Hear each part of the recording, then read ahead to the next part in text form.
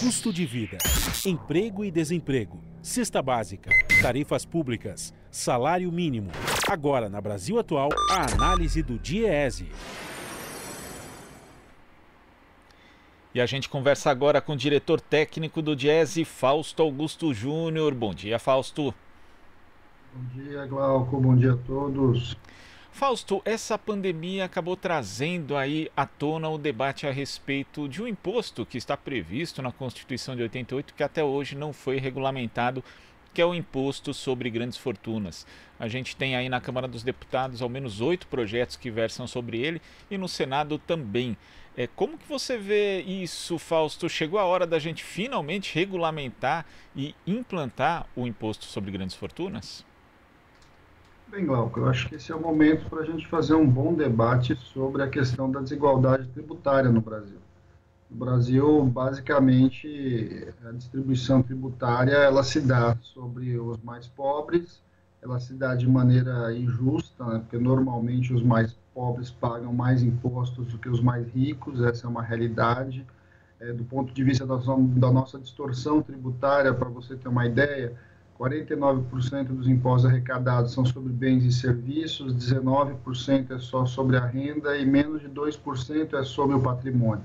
Ou seja, isso é muito diferente na maior parte do mundo, em especial dos países centrais, os países europeus, por exemplo, e que taxam normalmente mais a renda do que sobre os tributos. É difícil muitas vezes do conjunto da população compreender, mas é importante, por exemplo, que o que acontece, né? Quando você tributa os bens, né, tributa os bens e serviços, você está tributando igual a todo mundo. Ou seja, o sujeito que compra o arroz e o feijão, ele paga o mesmo imposto sobre o arroz e feijão daquele que ganha muito mais, daquele que é milionário, que também compra lá o arroz e o feijão. Quando você tributa a renda, como por exemplo no imposto de renda, você difere as alíquotas, difere o valor dos impostos sobre aqueles que têm maior renda. O debate sobre a tributação das grandes fortunas é algo já antigo no Brasil, como você mesmo lembra, mas sempre foi muito difícil fazer esse debate passar num país em que historicamente as grandes famílias, os grandes poderosos, eles também influenciam e também estão, de certo modo, tocando a grande política no país. Então, você raramente conseguiu trazer à baila essa discussão. Eu acho que esse é o momento que nos permitiria abrir pelo menos abrir o debate sobre essa frente. Há muita discussão sobre isso, em especial para a discussão sobre a própria manutenção de um projeto de renda básica de cidadania. Você teria que encontrar fontes de recurso para que isso pudesse se colocar.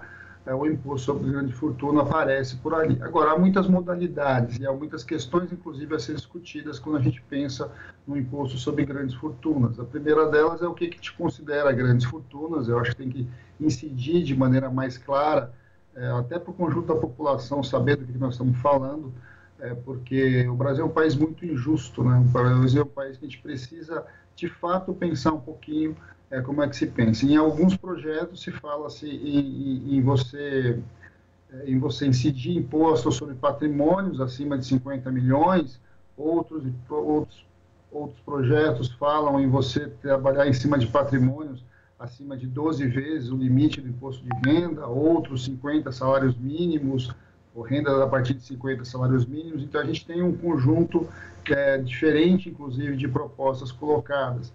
Tem uma questão também objetiva, né? A gente precisa discutir também o tamanho desse imposto, qual vai ser a alíquota que vai incidir sobre isso, e se nós estamos falando sobre um imposto só sobre grandes fortunas, ou se nós estamos falando sobre um imposto sobre patrimônio, um imposto sobre herança. O Brasil é um país que, até do ponto de vista capitalista, ele é bem pouco estimulante, porque o que acontece, né? Mesmo em países como os Estados Unidos, a tributação sobre herança é uma tributação muito forte.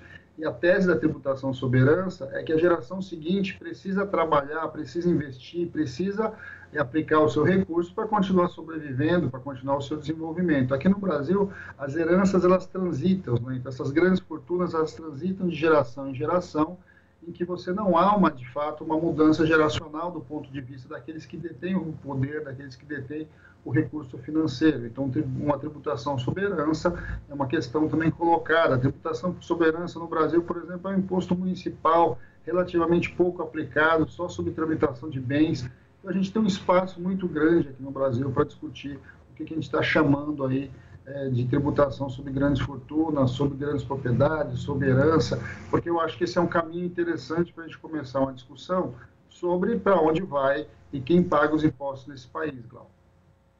E tem outras possibilidades também, né, Fausto? A gente tem aí a questão da isenção, né, na tributação de lucros e dividendos distribuídos de pessoa jurídica para pessoa física, uma isenção que foi feita lá nos anos 90 e 95 pelo presidente Fernando Henrique Cardoso, e segundo o Nafisco, a gente poderia arrecadar 60 bilhões de reais caso acabasse essa isenção. E também, né, Fausto, com esse dinheiro poderia se pensar numa renda básica permanente.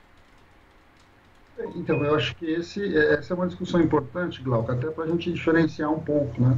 Porque o imposto sobre lucros e dividendos é muito mais simples, ele é mais rápido de ser implementado e já devia ter sido implementado, inclusive porque ele é uma enorme distorção do ponto de vista tributário, uma vez que o conceito do lucros e dividendos é como se você juntasse o imposto de renda sobre pessoa jurídica e de pessoa física como se fosse a mesma coisa, e na verdade ele não é. Uma coisa é a pessoa jurídica, é a empresa tem lá a sua lógica de tributação, o seu ganho, e você tem a pessoa física, daquele qual lá tem um dono que retira o lucro que ele retira, o dividendo, ele nada mais é do que o salário desse investidor. O Brasil optou por não incidir imposto sobre lucros e dividendos.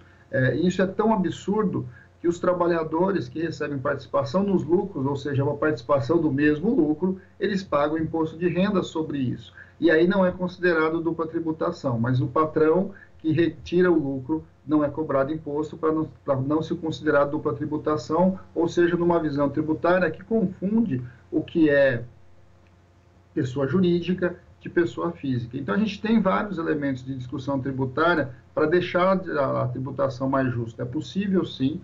É necessário que a gente abra esse debate. Agora, mais só do que abrir o debate, Glauco, nós temos que implementar. Eu acho que nós estamos no meio de uma discussão que precisa ser feita. Nós precisamos garantir, sim, pelo menos, nem que seja de maneira temporária, até para que a gente possa financiar os programas para o enfrentamento da pandemia e, a partir disso, ampliar a nossa discussão, ampliar as formas, inclusive, de como o imposto desse seria arrecadado.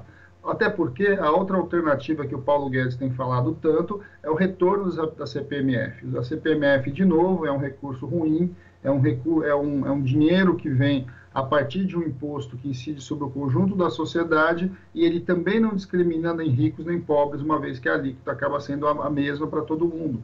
Então, assim, nós temos uma possibilidade tributária melhor do que uma CPMF, do que o imposto sobre transação financeira, para que você possa, inclusive, tentar a busca de uma justiça tributária maior aqui nesse nosso país. Algumas possibilidades simples, como você lembra, né, Fausto, no caso aí da isenção dos lucros e dividendos. Sim, Fausto, muito obrigado pela sua participação e até amanhã. Até a próxima, Glauco. Bom dia a todos. Bom dia. Conversamos aqui com o diretor técnico do DIEESE, Fausto Augusto Júnior. Você está ouvindo Jornal Brasil Atual. As notícias que os outros não dão.